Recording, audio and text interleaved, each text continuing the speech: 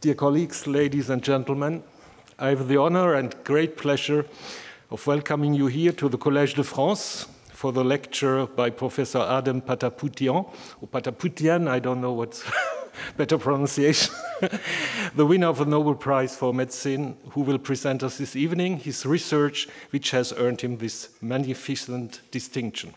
This conference, entitled How Do You Feel? The Molecules That Sense Touch, is organized in partnership with the University Paris-Cité, and I would like to give a special welcome to its president, Mrs. Christine Clerici. We are very grateful for this collaboration, and I would also like to thank my colleague Hugues, who worked to ensure that this meeting with Professor Patapoutian could take place this evening. We have actually here at the Collège de France achieved a considerable feat, since we have been able to welcome in 1 month 3 Nobel Prize winners in medicine and physiology here at the Collège for conferences or seminars in 1 single month. Sir Paul Nurse, Philip Sharp, and today Ardem Patapoutian.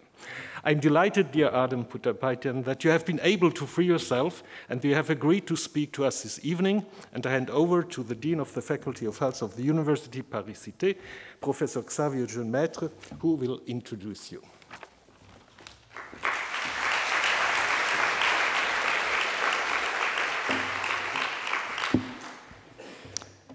Monsieur l'administrateur du Collège de France, Madame la Présidente de l'Université, chère Christine, Messieurs, Mesdames les professeurs du Collège de France, cher Hugues, tous les chercheurs, étudiants, directeurs d'unité qui sont là, c'est un vrai plaisir pour moi et je vais maintenant passer en anglais. Et comme j'ai passé en anglais, je vais me permettre de mettre ce petit chapeau que vous allez trouver ridicule, mais qui n'est pas si ridicule que ça, puisqu'il vient de m'être offert par Ardem Patapoutian et qui correspond à une casquette, après je vais I'm going to translate after that, qui correspond à une casquette du Prix Nobel 2021 avec une petite représentation ici du canal piezo en tridimension et qui fait en sorte que je suis extrêmement fier de porter cette casquette et je pense que personne ne me la volera. I first would like to express my deep gratitude to the members of the Collège de France, and particularly Professor Deté, and also the Director of the Internal Affairs, Mr. Reynald Bellet, for immediately responding to our proposal to organize this event between the Collège de France and Université Paris-Cité on the occasion of the visit of Professor Ardem Patapoutian, whose Nobel Prize in Physiology and Medicine in 2021. I think that no other place than this magnificent amphitheater at the Collège de France could have been better to welcome our host. Professor Ardem Patapoutian was born in Lebanon in 1967 and attended the American University of Beyrouth before he immigrated to the United States in 1986 and became a US citizen. He graduated from UCLA in 1990 and received his PhD at Caltech in the lab of Dr. Barbara Wold in 1996. After postdoctoral work with Dr. Lou Reichardt at UCSF, he joined the faculty of Scripps Research in 2000, where he is currently professor in the Department of Neuroscience. He also had a position at the Genomics Institute of the Novartis Research Foundation from 2000 to 2014. Professor Ardem Patapoutian is a molecular biologist specializing in sensory transduction. His research has led to the identification of novel ion channels.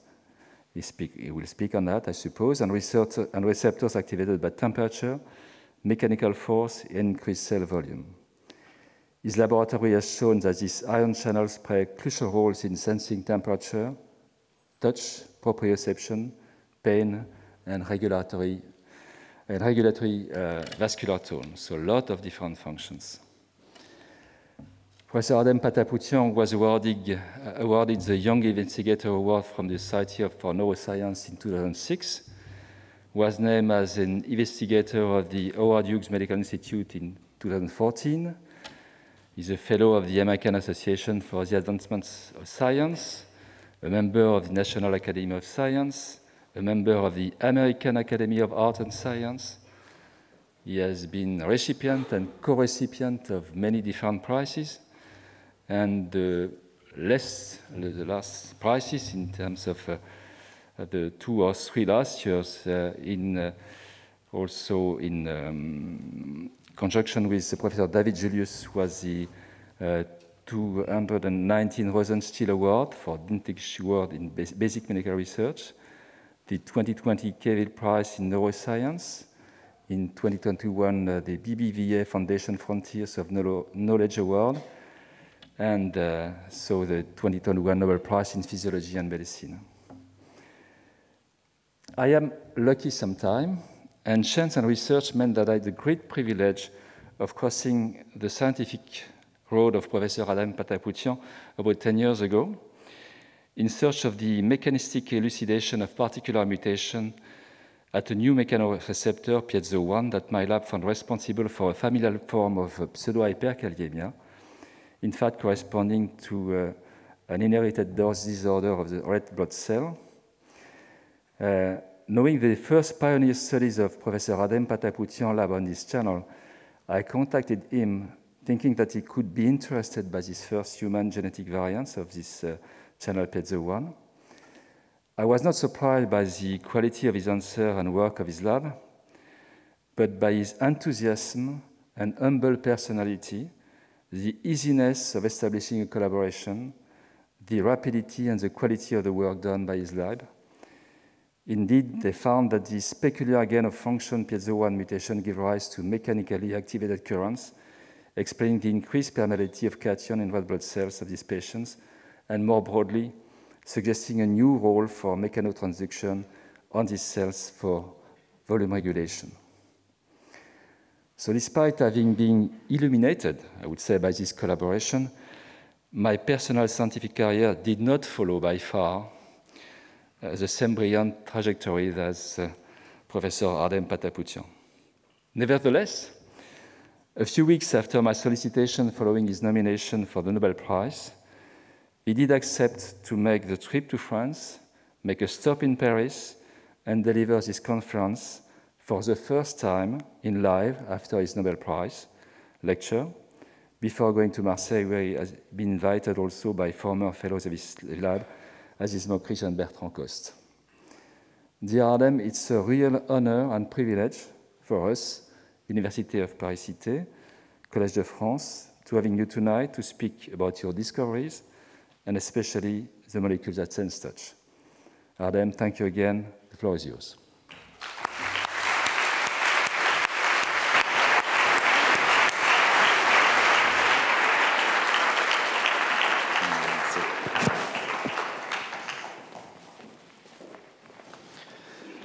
Merci Xavier.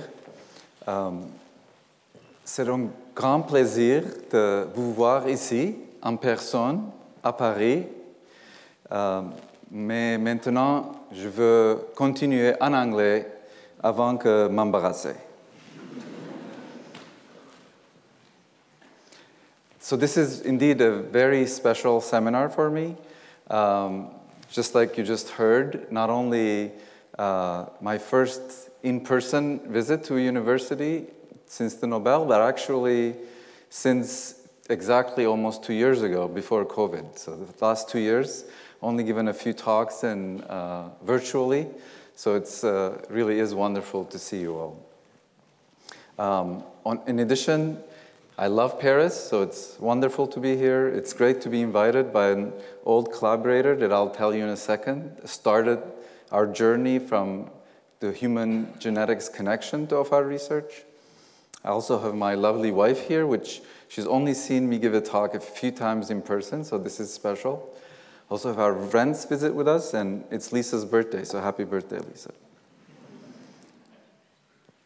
Okay, so our perception of reality is based on our senses, and in the last few decades, we learned quite a bit about how we smell, taste, how we see.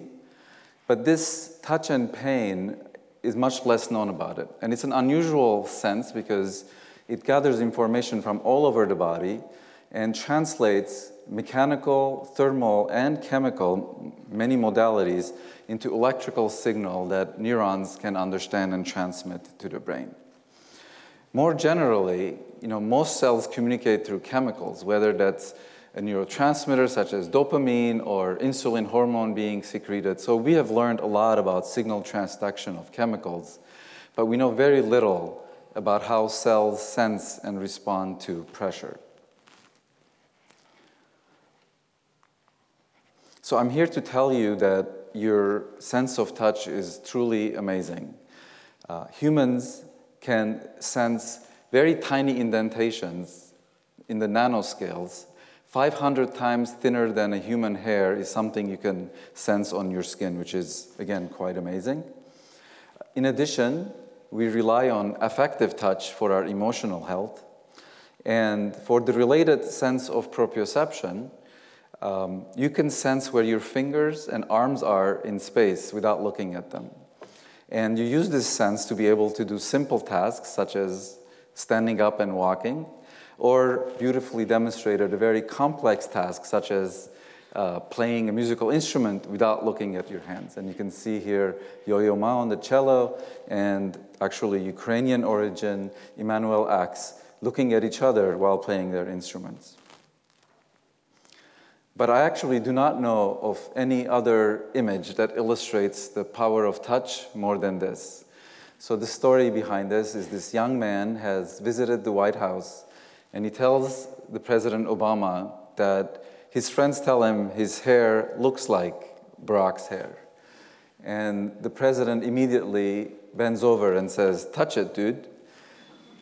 And so, of course, we're not just talking about sensing the texture of the hair, but this wonderful affective nature of touch. So we commonly say seeing is believing, but President Obama knows very well that touching is really believing as well. So the flip side of touch is pain. We think of pain as a negative valence. However, acute pain is absolutely essential for survival. There are actually people who don't sense pain at all, and this is very dangerous. Many of them die very young. However, chronic pain, simply defined as persistent pain when the stimulus is no longer around, is a major unmet medical need. So how do we sense all of this? Touch, proprioception, pain.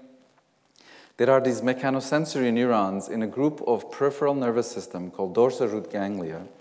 So these are a group of neurons just dorsal to the spinal cord. There are about 60 of them in mammals, and they gather information from periphery and translate it to the spinal cord and the brain. And one of their characteristics is that they're very heterogeneous. So you have some specialized to sense touch, others temperature and pain, and others proprioception. So if we look at the periphery, the same specialization translates into where they go. For example, proprioceptive neurons that we'll talk more about wrap around muscle cells, and they sense how much they're stretched. In the skin, if you look at more closely, you can see there's very different structural anatomical endings. So some, for example, pain and temperature sensing, we call them free nerve endings. Others connect to cells such as Merkel cells. Other are Meissner corpuscles, very specialized ending that all together give you this cutaneous sense of touch sensation. In addition, we'll touch upon this later as well, there are some of these neurons that innervate internal organs. Some you're aware of, some you're not. For example, bladder or the aorta, etc. So the question that we were interested in, at the molecular level first, how do you sense a gentle breeze or a cactus pricking your finger? So for decades, it was known that there are these specialized ion channels, which are very fast signaling molecules that open and close, let ions in.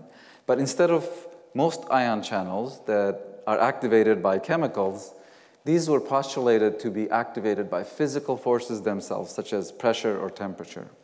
And yet their identity remained unknown for quite a while. So about 25 years ago, work done by David Julius's lab, my lab, and many others, identified a group of TRP trip ion channels that are direct sensors of temperature. But just about 12 years ago still, the identity of these mechanically gated ion channels had remained unknown. So we're mainly going to focus on these today, but I wanted to show you just 2 slides on temperature-activated channels. So the first one that my lab identified is called TRPM8. It's cold and menthol-activated ion channel. And what you're looking up here is electrophysiology, and this is excised cell-attached recordings. What really is characteristic is that you're looking at single proteins being activated on and off. So each of these deflections is a single ion channel opening. And the reason we thought this was a cold activated ion channel is during this 1 second of cooling from 30 to 18 degrees centigrade, you see the single deflections, but as it gets colder, you can see multiple channels opening at the same time. So this is very unusual for most channels, and this is a cold activated channel. In addition, we found that it's also activated by menthol, which is an active ingredient in mint leaves. And of course, this is used in a variety of what we call over-the-counter product. So next time you brush your teeth and feel that minty coolness, you remember it's because of TRPM8. And I'm not going to show you, but we've shown that we and many others that TRPM8 is required for sensing cold in the animal, specifically in mice. Another ion channel that we identified is called TRPA1, and one of its characteristics was that it's activated by many spicy compounds that we have thrown at it. And the list here includes active ingredient methyl salicylate of wintergreen oil, which occurs in, very fast, in mouthwashes. At the same time, if you like sushi, wasabi, or mustard, any of these, that burning sensation in your mouth and nose is because of activation of TRPA1. Even raw garlic activates it. So this is all very interesting. And again, the burning sensation is caused by TRPA1, but these studies actually led to an understanding that this channel is sensing reactive chemicals. All of these are reactive in nature, and this research kind of led to work suggesting that TRPA1 is a general pain sensor, and blocking it might be useful for a variety of therapeutic reasons to block pain, for example. And this is a great illustration of how long it takes to translate basic science into potential medicines. We identified TRPA1 in 2002, and 20 years later, now there's a phase 2 trial on TRPA1 blockers in indications such as back pain and osteoarthritis. Okay, this was just a little taste of temperature, but as promised, most of the time going to focus on mechanically activated ion channels. And I thought this slide would help to look at the history of when we knew these ion channels existed, and at the molecular level when they were starting to be identified. So the first hint that a channel directly gated by pressure exists was done work by Jim Hudspeth and colleagues, where they were working on hearing, which is another mechanosensory system. And working on hair cells, they measured the time between stimulation by mechanical force and activation of the hair cell. And the difference in time was so small, they postulated it's too fast to be accounted for second messenger system, such as G-protein coupled receptors sensing it and transmitting that signal to an ion channel. That's just too slow to account for this. So they said there must be an ion channel that is directly gated by force. So Fred Sachs and others a few years later showed that this type of stretch-activated currents can be recorded from a variety of cell types, not just hair cells, including muscle cells. Over the last few decades, there's been many such ion channels identified, including in bacteria, worm, flies. However, none of these translated to vertebrates. Either direct homologs did not exist, or the homologs were not playing the same kind of role in mechanosensory signaling. There was, from a French group, Lasdunsky and Eric Honoré, mammalian mechanically activated channels identified. So these were potassium channels. And for example, if you're interested in sense of touch, this could not account for it. because if you activate a potassium channel in a neuron, it will hyperpolarize a neuron instead of activating, so the opposite direction. So what we're looking for is a cationic channel that's activated by pressure. And it took another 10 years for my lab to identify the piezo ion channels. Before I get into it, I also want to give you a quick look back of why these mechanosensitive channels were so late in the game to be found compared to other transduction molecules. So the first one that was identified is for vision. It's rhodopsin. It's a G protein coupled receptor. And as you can see from the dates, it was identified very early, even before molecular biology was used in laboratories. And the reason is this rhodopsin, if you look at the sensory cell, the rod outer segment, 50% of this area by weight is rhodopsin. So this actually enabled people to do biochemistry, directly identify the protein and sequence it. And then the work of Richard Axel and Linda Buck, as well as Charles Zucker and Riba, identified the olfactory and taste receptors because they knew that G protein coupled receptors, a group of proteins identified that's homologous to rhodopsin, were involved in taste and smell. And so they used PCR homology to identify these.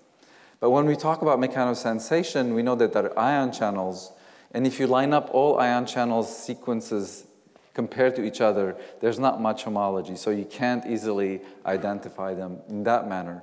So we knew that we had to do a functional screen to find these. And so my talk is in 3, hopefully short segments. First, of how we identified the piezo ion channels, and then I'll tell you a little bit about piezo 2 and the sense of touch and related senses. And finally, tell you how piezo 1, its sister molecule, is playing roles beyond the nervous system. So all of this work was enabled by a French connection, of course, Bertrand Coste, who was a postdoc in my lab and now runs his own lab in Marseille. And Bertrand came to my lab specifically to clone mechanically activated channel. And he took 2 very important decisions. One is to find a very, very simple assay for recording from these ion channels. And what he was doing is recording whole cell electrophysiologically from a cell, and while doing that, coming with a blunt glass probe and pushing on the cell. So this is a little video that will show you what it looks like in real life. So this is the recording electrode. It's pierced inside the cell. And this is a blunt pipette that's just gently tapping the cell. And if this cell expresses these mechanically activated channels, you would be able to record them because they would open. So the second important assumption was to see where to get it from. And so these sensory neurons, the DRGs that I talked to you about, are very difficult to work with, heterogeneous. So he realized that many of the mechanosensitive channels are yet not identified, not just in touch neurons, but many other systems. So he said, if we find it from any cell, we can go back to the animal and see where it's relevant. So he said, why don't we try to see if an easy-to-work-with cell line that you can divide in a dish can be mechanosensitive. And indeed, after screening a few, he found that these Neuro2A cells are mechanosensitive. And then we did RNAi screen. So we would be able to make a list of candidates that could be ion channels. This would be proteins that would have 2 or more transmembrane domains. And then we would knock them down one by one and see which one's required for this current. So this is one of my favorite slides because it looks so simple, but it took a whole year for Bertrand to produce this data. So what you're looking at is this screen. So this is the maximal mechanically activated current from Neuro2A cells. This is the control cell in blue. And then each of these bars is a single gene being knocked out and recorded again. So to get this kind of error bars for each, he had to record 2 or 3 days for each candidate. And so after 11 months of getting continuously negative data, he finally, when he knocked down the candidate number 72, he saw a massive downregulation of this current. He quickly, this was called unknown family 38 member A. He quickly renamed it piezo1 from the Greek piezi, meaning pressure. So this is great. It means if you get rid of piezo1, you don't see this mechanically activated currents. But this is also a data that we got really excited when he got this, which is when he takes the full-length piezo-1 and transfects it in naive cells, he can see massive mechanically activated currents. So this is, each of these lines is he's pushing 1 more micrometers, and you can see after touching the cell about here, each more micrometers of pushing gives larger and larger inward current. And this is the quantitation. So naive cells don't respond, while piezo-1 expressing cells have massive responses. Nanoamp current, so this is very large currents compared to endogenous currents that we see. Piezo-1 has a sister, and very similar, if you overexpress it, you get these massive mechanically activated currents. They're about 40% identical. The only difference between them that this inactivates a little bit faster, you can see, compared to piezo-1. So what do piezos look like? They're giants. Piezo-1 is about 2,500 amino acids. It traverses the transmembrane domain 38 times. Each of these is a transmembrane domains. That's more than any other protein in your genome. On top of that, they actually come together as a trimer, making this massive million Dalton almost protein on the membrane. We have solved the structure of piezo-1 using cryo-EM, and each protomer is labeled with a different color. And each of these helices is a transmembrane domain.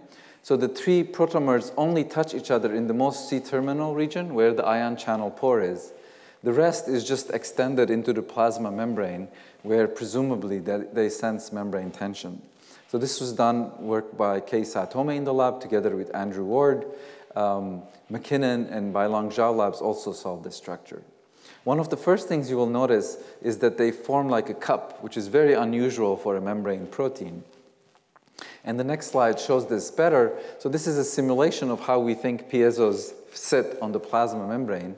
They're kind of sitting in this cup inserted downward. And the idea is that any membrane tension, stretch on this plasma membrane, will actually extend these arms and will cause gating or opening of the ion channel.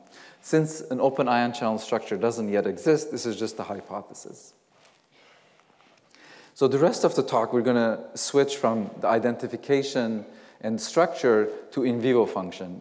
And we have been fortunate to be able to use both mouse models as well as human genetics data, both loss of function and gain of function mutations, to understand the role that these ion channels play in vivo, both in normal physiology as well as disease. So we were very excited when we first saw that piezo-2 is expressed in the dorsal root ganglia neurons that I introduced earlier as being where you sense touch, pain, proprioception. So this is an in situ hybridization, RNA-scope in situ of piezo-2 in brown. You can see it's expressed in about 50% of dorsal root ganglia neurons.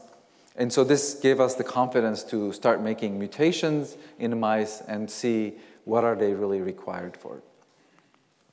And this is a very primitive behavioral experiment, but it's actually the first one we did to check if they sense touch. There were actually not too many behavioral assays to ask a mouse if it feels touch, so we had come up with this kind of a bit bizarre experiments to do. But this is what we creatively called tape on the back.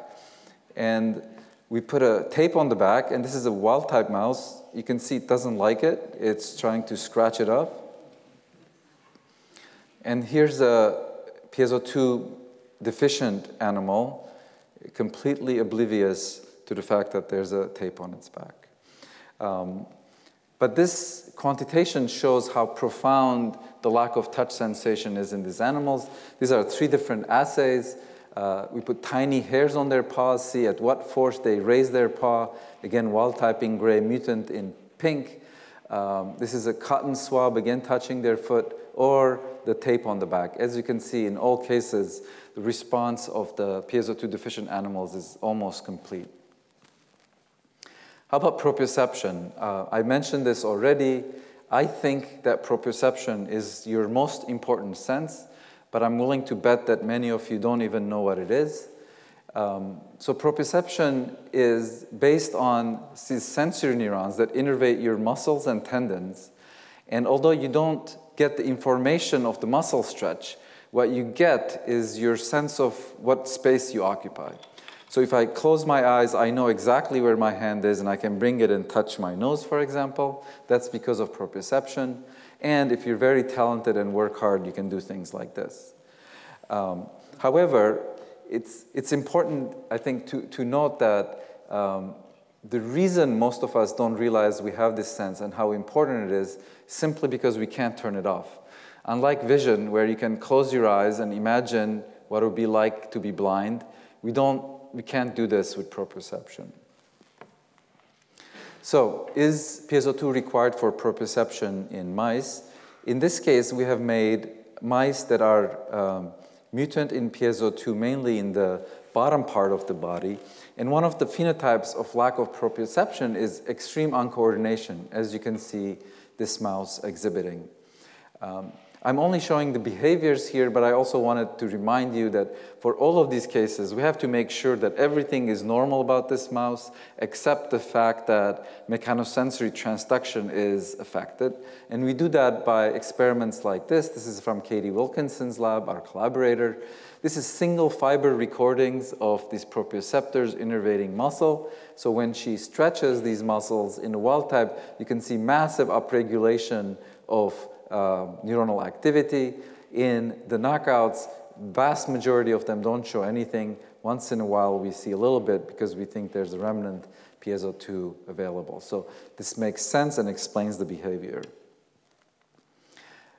What was really interesting for us when my collaborator, Alex Chesler, and their colleagues identified humans that do not have piezo2, and they showed that many of the phenotypes that we had described in mice phenocopy exactly in humans if they don't have piezo2. And I will show you this video. This is a piezo2 deficient individual. She is blindfolded to test for proprioception. She's harnessed so that she doesn't hurt herself and asked simply to walk in a straight line. So most of us would have a very easy time doing this. As you can see, she struggles very much doing this, again, telling us that her proprioception is strongly deficient. How about pain? We know both from the mouse and human experiments that acute pain is slightly affected, but mostly normal. But what we're really interested in this chronic pain phenotype called tactile allodynia. Complicated 2 words, it simply means when you feel pain in response to touch. So you experience this after sunburn or injury, just touching or wearing a shirt can be painful.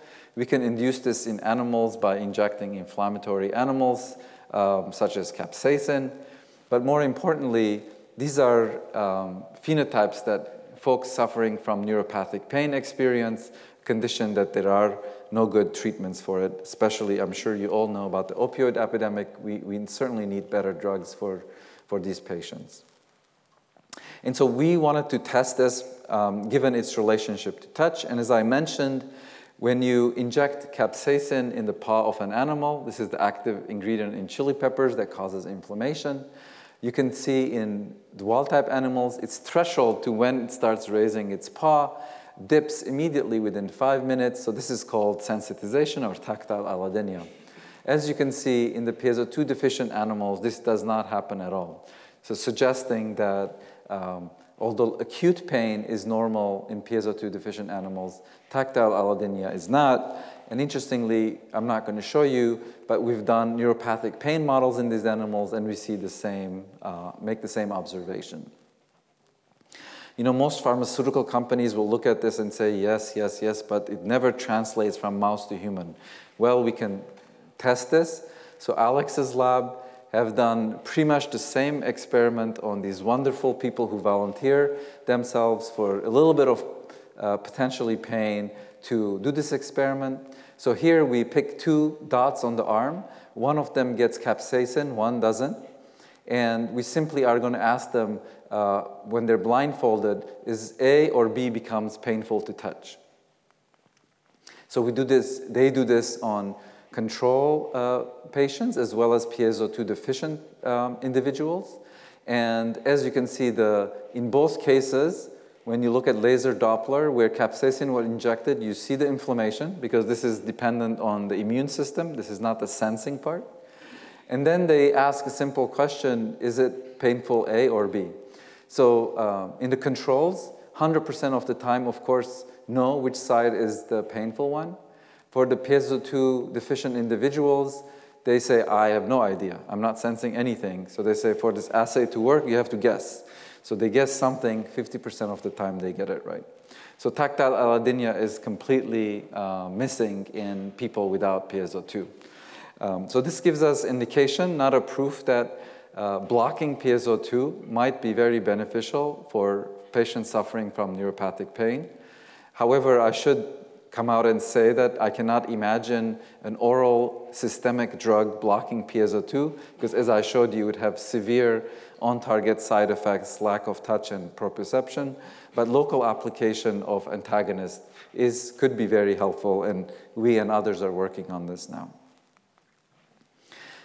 So I told you many of these sensations, touch, proprioception, pain, are kind of related to sensing outside the world.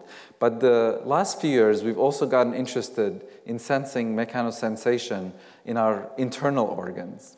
And interestingly, in addition to dorsal root ganglia that innervate these organs, there's a whole other cranial peripheral nervous system called the nodos that innervate many of these organs, the lung, the heart, stomach, bladder, etc., and gather mechanical information and chemical information and send this information to the brain.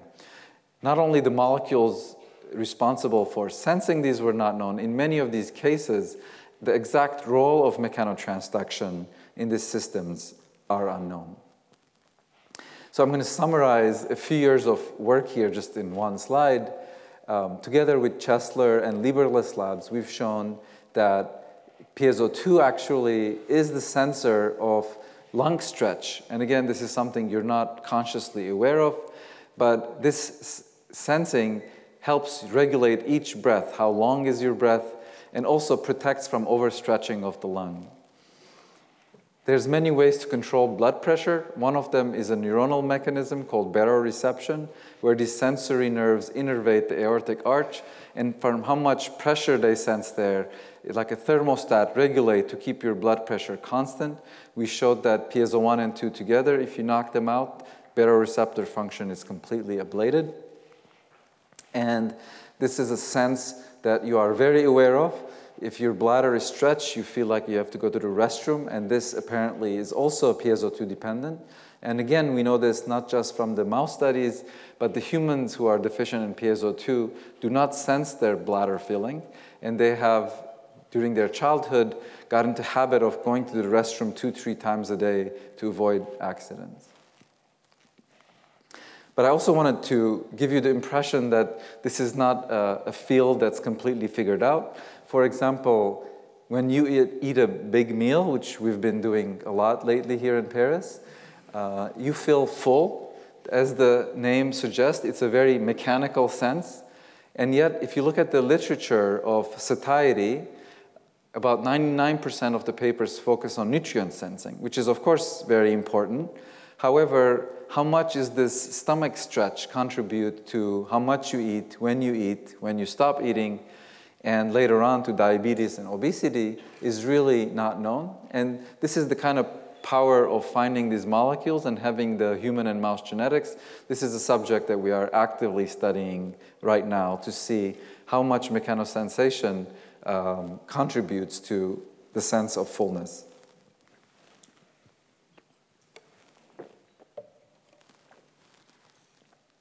So till now, we focused on sensory neurons, but many cells in your body sense, experience, and respond to stretch. So blood vessel endothelial cells experience shear stress, muscles get stretched, many cells get indented, including sensory neurons, but as I'll talk about, red blood cells, for example. And piezo1 appears to be expressed more widely than piezo2. And over the years, my lab and many others have found some fascinating roles for piezo1. So for example, we and others have shown that piezo1 is absolutely required for proper development of blood and lymphatic vessels.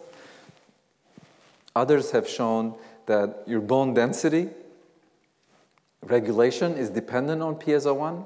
And this is very interesting because people had known for decades that astronauts, for example, who go into outer space always come down with reduced bone density. Professional tennis players have higher bone density in their arm that they play with compared to the other.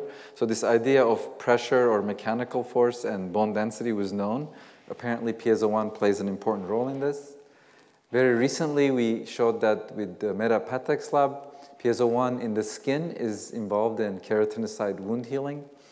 But the rest of the talk, I want to tell you a little bit about piezo and its role in red and white blood cells. So red blood cells, I'd never thought about this before, experience massive mechanical force as they squeeze through capillaries half their diameter. And for piezo1, so the first connection we had with a clinical study came from an email by my host, Dr. Jean Maître, and they had found this condition called hereditary xerocytosis in humans, which causes dehydrated red blood cells. And they called us and said, you know, there's a mutation in piezo1 that does this. We were very happy to collaborate with them and showed actually electrophysiologically that all the mutations in piezo1 that cause this are gain of function, which means given amount of force, you get more signal than the wild type protein. So this led to many other studies figuring out that piezo1 actually regulates red blood cell volume, because when we knocked out piezo1 in red blood cells, they were overhydrated. So the theory right now is that as red blood cells get squeezed through capillaries, instead of just passively shrinking, there's a piezo1 dependent signaling that makes them in less volume to be able to passage through these very thin capillaries. So what are the consequences when things go wrong with piezo? And I won't have time to tell you, but inspired by the literature on sickle cell disease, which is a deformation of red blood cells that causes also protection against malaria, we looked at this, and at least in the mouse, gain-of-function piezo1 does protect against malaria to a certain extent in mice. I'm not going to talk about it, but I mentioned it because this led us to a question, because xerocytosis was known to be a very rare, mainly in Caucasian syndrome. So there's, I think, only about 120 people diagnosed worldwide, very, very rare, and none in, for example, African population. And we asked the question that if our mouse studies reflected what's happening also in humans, then you would expect gain-of-function mutations present in regions that are endemic with malaria. And we did a bioinformatics search to find if such an allele exists, and we found a fascinating one. So this is we found a mutation, it's actually single deletion of one amino acid in humans that electrophysiologically causes gain-of-function phenotype. And when you look at the distribution of this allele worldwide, you could see that the wild-type allele in this light blue color is dominant in, for example, European countries. But this mutation that we identified is quite common in people of African descent. Actually, almost anywhere we look in within Africa, including in African Americans, it's quite common. 1 in 3 people of African descent has this allele, which, you know, if you do a back-of-the-envelope calculation, there are presumably 400 million people worldwide that have this allele, and even a pretty large number that have 2 copies are homozygous for this allele. This is a very subtle gain-of-function mutation, so by itself it doesn't cause disease. Obviously, with these numbers, that makes sense. But we thought this would be a very useful tool to look at tendencies of different phenotypes in a large population of humans that are really understudied in the clinical setting. So our kind of path in the next few years, and I'll give you one example of this, is to start with this very rare condition, HX, hereditary xerocytosis, We have mouse models, so we can easily go and mechanistically try to understand how a disease or a biological process is affected. And then we can also look at a very large population in the clinic to see if there are tendencies of the phenotypes that we see here. So the example I'm going to tell you that was recently published is iron overload. So what is iron overload? Again, it's a very thought to be rare disorder affecting about 0.5% of Caucasians. The consequences are actually not very well studied, but excessive iron, especially in older age, can cause organ damage. The treatments are not very sophisticated, chelation therapy and phlebotomy. And interestingly, there was this one paper that said that age-dependent iron overload happens in these rare HX patients. So this is data from that paper. These are all HX patients, and we're charting their age on the x-axis versus a clinically relevant diagnostic tool for iron. And this red line is below it, it's considered normal numbers. You can see there's an increase overall by age, and most importantly, if you look at over 40 years, all the readings are actually above normal level. So we can say that HX patients experience age-onset iron overload. So we looked at this in the mouse, and we saw something very similar. So in wild-type adult heterozygous or even homozygous, there's no increased iron levels. These are young adults, so it would be the same as what we were observed in the humans. But when we look at 1-year-old old mice, you can see that in wild type the levels stay okay, but in heterozygotes we see higher levels, and homozygotes really high levels. So this kind of confirms that our mouse model recapitulates what is observed in the humans. But one of the great advantages we have in the mouse model is that we can express this gain-of-function allele only in the cell type that we want to express it. And our first guess was that this would be because of expression in red blood cells, but other cell types required for modulating iron levels are macrophages and hepatocytes, and we got a very surprising result. When we expressed the gain-of-function in assaying in older mice their iron levels, you can see if it's red blood cell specific, we see absolutely no difference, but when it's in macrophages, we see the same effect that we see in the whole animals. Surprisingly saying that too much piezo-1 activity in macrophages causes iron overload. So why is this? Shang Ma in the lab did lots of mechanical studies. I don't want to go through the details. All I want to show you is a video. First, I should say that gain-of-function piezo-1, he showed that increases phagocytosis, which increases red blood cell turnover. And of course, red blood cells have lots of iron, so that's why this is happening. But then you would ask, why would increased phagocytosis, which is macrophages eating up red blood cells, would be increased if you have too much mechanotransduction? Does that make any sense? This is just a video that I got from YouTube, and you'll see the video of a macrophage eating up red blood cells. And just looking at this, you can see how I think mechanosensation might be very important. These tentacles extending, feeling the red blood cells. So there's lots of mechanistic studies to be done here, but we think we're on the right track of understanding whole new biology, how potentially macrophages use mechanotransduction to regulate one of their major functions, which is phagocytosis. So I told you about this direction, how we went from phenomenology to mechanistically understanding that this iron overload is being caused by increased macrophage phagocytosis. How about this large population of very subtle mutation? Are they affected and it's been completely ignored? And indeed, that seems to be the case. So Shang Ma did this little study with human samples. So he received from 333 individuals that are just self-identified as African American. And this is from a commercial blood collection center. And he genotyped for this piezo-1 locus. As expected, 1 in 3 were positive for the gain-of-function. And then he measured, just like I showed you before, these transferrin and ferritin levels, which are clinical indicators of iron levels. So I'll just show you this, the results in this slide. This is simply the genotyping. So out of these 333 individuals, there were 101 that were heterozygous, just like we predicted, and 8 homozygous. And then we ask, what's the distribution if we look at the ones that have relatively high iron levels?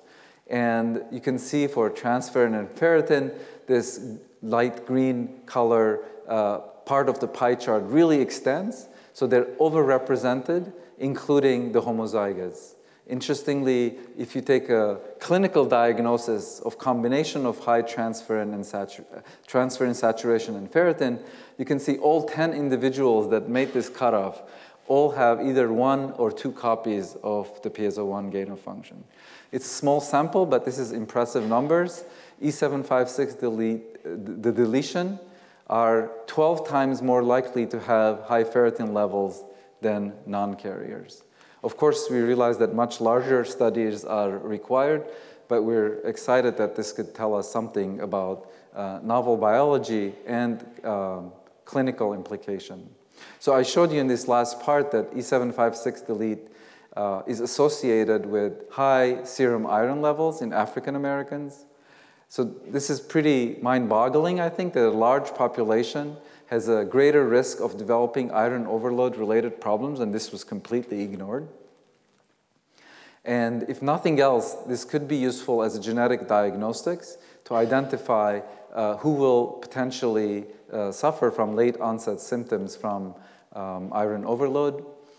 Most importantly, we found, I think, a novel biology of mechanotransduction in macrophages, and Shang Ma, who's going to start his own lab soon, wants to follow up and see what other consequences are there in overactive macrophages in PSO1 gain-of-function animals as well as clinical data.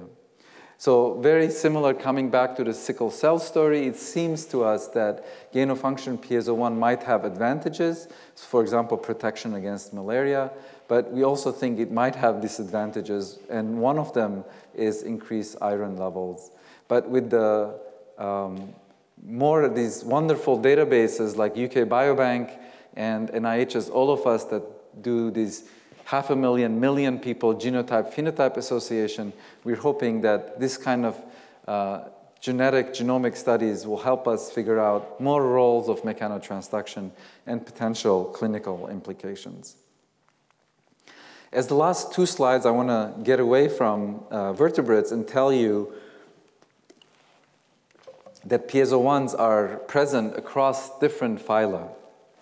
So we were mainly focused on this branch, but flies, C. elegans, single cellular organisms, as well as plant kingdom have PSOs. And we're just starting to look into some of these other species, and flies already we've looked at. But recently, we looked at piezo in plants. And plants, mechanotransduction is important for them as well. For example, a plant root, when it encounters a harder surface, it has to make a decision whether it has to go right through or go around it. This is, of course, mechanotransduction. Interestingly, Ali Reza Mousavi found that plant piezo is expressed in the root tips, right at the place where this kind of monitoring the surface tension of its soil is located. And indeed, he showed that if plant Arabidopsis plants don't have PSO1, they have a harder time penetrating through harder surfaces. So I find it really fascinating that through evolution, the same group of molecules that help you sense touch are also used in the plant roots to navigate its soil environment. So to conclude, we have found that piezo2 is the principal mechanosensor for touch, proprioception, and the related internal organ interoceptive function. PSO1 has taken us into a new realm of mechanotransduction that we weren't thinking about in non-neuronal cells, as I illustrated with the story in macrophages. And we are very excited that this studying both the human and mouse genetics is giving us a foothold to, again, in the future, find novel areas where mechanosensation is important for physiology and disease. And finally, there are more sensors to be found. I already mentioned that in the piezo2 deficient animals as well as humans, acute pain is relatively normal. So we can record from these channels that exist in DRGs that are required for acute pain, and yet we do not know their identity. So we have been looking for these for 10 years. We haven't found them yet, but we're going to keep looking. So these are the names of all the people, current lab members, alumni, as well as worldwide collaborators, including Xavier, and all the funding that's so important for biomedical research. I can't name them all, but I thank them very much. But instead of ending with a slide full of names, just have 2 more slides. One, this is a lab reunion from my lab. I consider myself so privileged to come in every day to the lab and work with these young, enthusiastic scientists to uncover how our body works. And so I consider myself, as I said, very privileged. And I also like to remind them and remind you trainees who are here is what a great pleasure it is to do this kind of discovery research. And often we forget why we got into science, for the beauty, for the discovery, and we let frustrations such as a paper not being accepted or funding not going through to consider ourselves miserable. But it's important to remember why you got into science in the first place. It's fun and it's wonderful. I also wanted to show this slide, which I like. One of the things I loved about science is how it's an international process, and usually immigration is embraced. So this is a map of each pin is someone in my lab was born and did their PhD or postdoc in my lab. As you can see, we have pretty good representation. We can do better in the southern hemisphere, but we're working on it. I should also mention that only 1/3 of these are women, the rest are males, so we're working on that as well. But this is me. I was of Armenian descent, born in Lebanon. And when I came to US when I was 18 years old, I didn't even know that science as a career was a possibility. So I'm very fortunate to have found this calling that I love so much. But you can see that it's an inspiration to me to interact with all these people from all over the world to do the science that we do. And I think this is simply at a micro scale. Of course, if we look in the last 2 years about the cooperation of science across the world for dealing with COVID, from the sequencing to finding the vaccines and the drugs to help keep the load down, have all been incredible international collaborations. And I hope, like me, you are very proud, and hopefully society understands the importance of dedication and investing in research, which starts that whole process. Anyway, thank you for your time. It's been a pleasure to be here with you.